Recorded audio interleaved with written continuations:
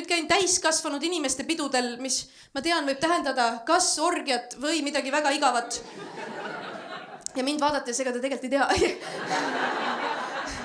Ei, mul oli sõbra sünnipäev, mis algas laupäeval kell 5 õhtul.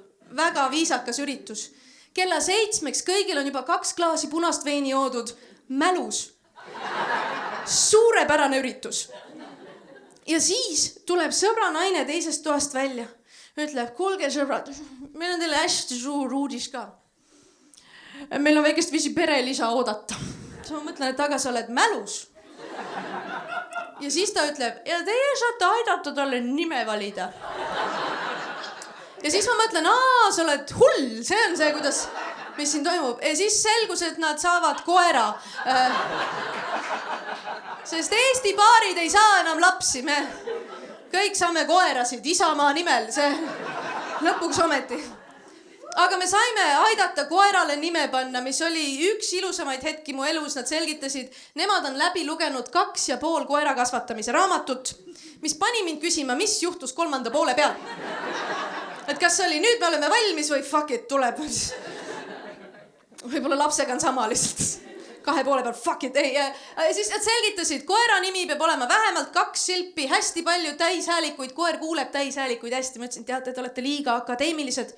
Koera nimi peaks olema asi, mida on lihtsalt lõbus hüüda enne lauset ei söö sitta. Sest kui ma hüüan muki, ei söö sitta, kõik saavad aru, mis toimub. Aga nüüd meil on võimalus mõelda inimeste peale, kes meile võib-olla ei meeldi, võib-olla mõne poliitiku peale. Ja me saame iga hetk keset Tallinna vanalinna pühapäeval karjuda, Varro! Ei söö sitta!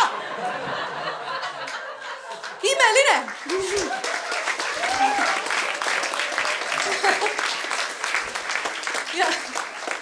Ja minust sai kohe väga professionaalne koera nimepanija. Ma ütlesin, teate sõbrad, võtke hoopis 2 koera.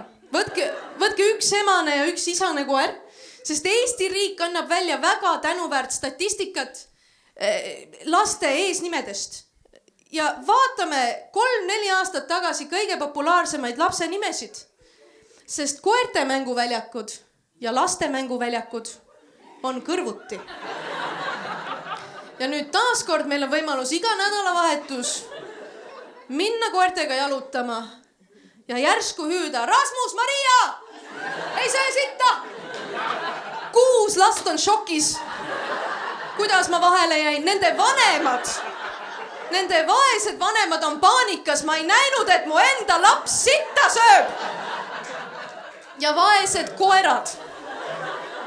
Nad on ülisegaduses. Olin ju tubli poiss, ei söönud, mis toimub.